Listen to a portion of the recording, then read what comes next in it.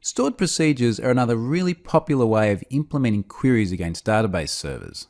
And they're also very good at mitigating the risk of SQL injection. Now, stored procedure looks pretty much like what we see just here.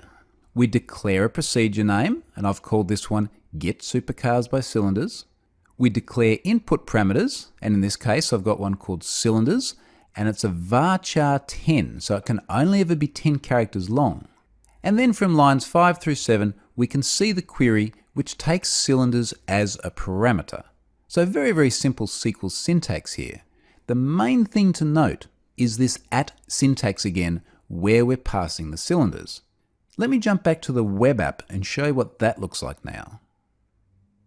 I've just pasted in the code to implement this stored procedure, and there are a few more changes, but the important things I want to point out here include that we've declared the stored procedure here in my new SQL command object. I've created an explicit SQL parameter type, which is named Cylinders. It's explicitly typecast as a varchar of 10 characters long. Now that is then added to the parameters of my command. And then the remaining code simply opens a connection and enumerates through and reads the results. So that's the implementation at a code level. Let's jump over to the web app, reload the page, and then we'll take a look at SQL Profiler and see what the underlying query looks like. So here's the web app.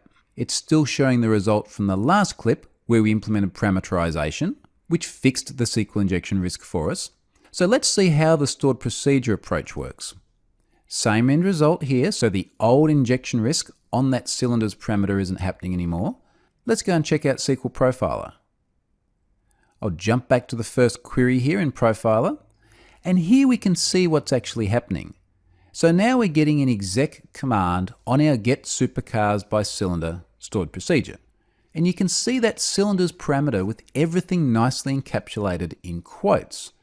And just like what we saw when we used a parameter in the last clip, the single quote after V12 has been escaped by another single quote.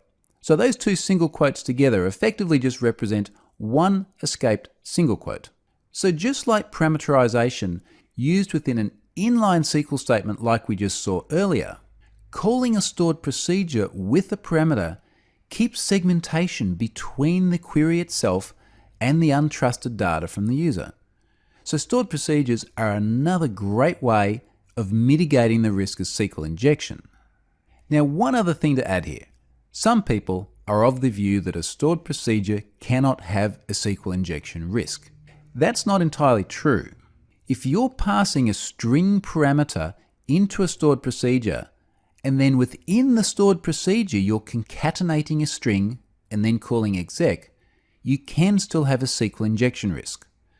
So imagine if the code that we saw down here was actually a SQL injection payload, and then within that stored procedure, a SQL query was being built up, this untrusted data added to it, and then that resulting string executed. That would still pose a SQL injection risk.